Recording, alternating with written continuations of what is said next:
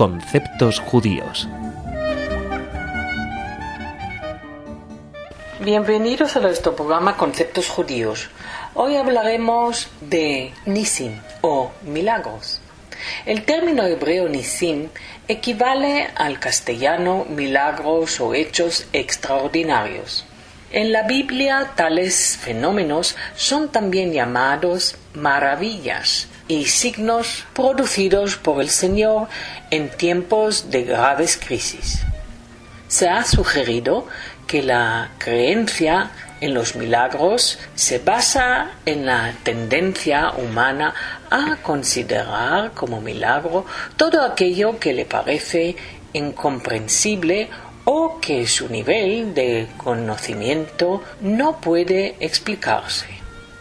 Rabbi Levi ben Gerson de Ralberg, también conocido como Gersonides, que vivió en los años 1288 hasta 1344, afirma que los milagros no son fenómenos que suceden con frecuencia. No puede haber milagros que contradigan las verdades matemáticas ni que cambian los relatos y hechos del pasado. Un suceso que ya ha tenido lugar no puede ser cambiado milagrosamente hasta el punto de hacer que no haya tenido lugar nunca. En el mundo antiguo, el sentido de lo milagroso tenía un sentido según el cual Dios intervenía en el curso regular de los acontecimientos para expresar de ese modo su deseo.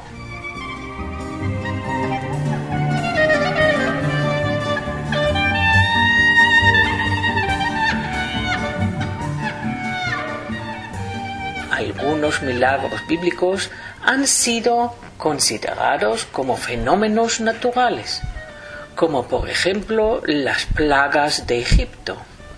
El fenómeno de separarse las aguas del Mar Rojo se dice haber tenido lugar debido al viento soplado en una dirección determinada. Rav Saadia Gaon y Maimónides consideran el relato en el libro de Números, capítulo 22, versículos 23 hasta 34, relativo a la burra de Balaam, como habiendo tenido lugar durante un sueño. El escenario poético del pasaje en el libro de Josué, capítulo 10, versículo 12 hasta 14, acerca de cómo se fue ralentizado la caída del sol para favorecer a los ejércitos de Israel, se interpreta como una forma poética de narrar un acontecimiento histórico. La historia de Jonás ha sido interpretada de manera figurada o metafórica. El episodio de la ballena engullendo al profeta es explicado como una alusión a cómo la cautividad de Babilonia se tragó a Israel. La vuelta del exilio ha sido interpretado como la milagrosa salida del vientre de la bestia. Según Maimónides, cuando un profeta describe la ruina de un reino o la destrucción de una gran nación, comparando tales hechos poéticamente a la caída de las estrellas o el oscurecimiento de la tierra por la caída del sol, se refiere metafóricamente a la derrota de los derrotados, de modo que para ellos la luz del sol y de la luna no brilla o se obscurece. En parecido sentido a que los vencedores gozan de la luz y de la felicidad.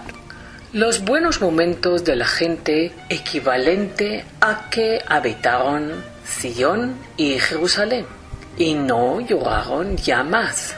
Se describe de la siguiente manera: la luz de la luna brillará como si fuera la luz del sol, y la luz solar será 7 veces más fuerte. Así leemos en Isaías capítulo 30, versículo 26.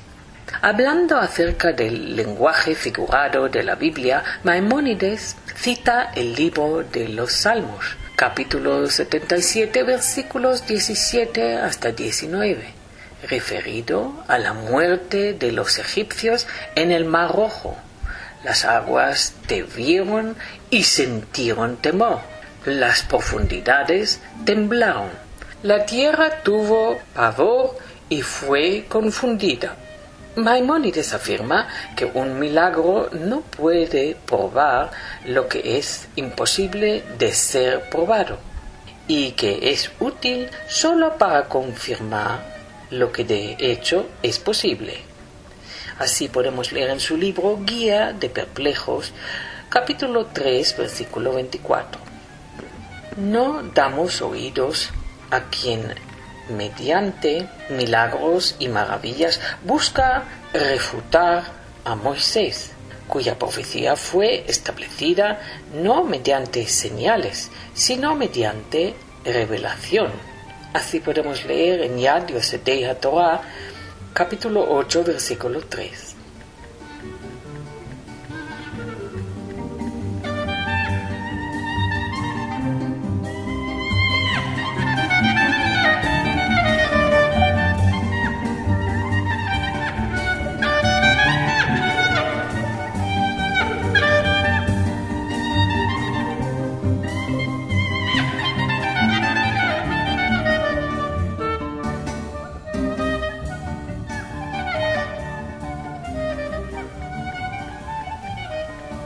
Aunque no niega la posibilidad de los milagros en general, los filósofos judíos medievales trataron de explicar tales milagros como sucesos posibles dentro del proceder de la naturaleza.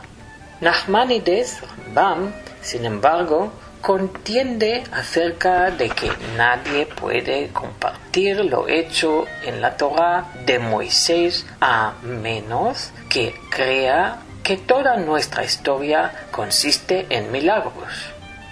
La actitud de los sabios talmúdicos hacia los milagros es asunto que discute Salomón Schechter, diciendo: en el corpus de la literatura rabínica no hay un solo caso en el que un rabí fue nunca preguntado por sus colegas que demostrara la solidez de su doctrina o la verdad de un caso halágico, realizando un milagro. Solamente una vez hemos oído acerca de un rabino que recurrió a los milagros para mostrar que su concepción de una cierta halajá era correcta. Y en ese único caso, la mayoría declinó aceptar la intervención milagrosa como demostración de tal verdad y decidió en contra del rabino que apeló a los milagros. Tampoco tales sobrenaturales pruebas, ni siquiera un único milagro se dice que fuera llevado a cabo por el gran Hillel o su colega Shammai, que tanto influencia ejercieron sobre el judaísmo rabínico. Por otra parte, encontramos que tales hombres como Joni Hamagel o Rabbi Hanina ben Dosa dejaron apenas huella en el pensamiento judío, a pesar de que en sus oraciones imploraban a Dios por algún milagro. Gracias y hasta el próximo programa.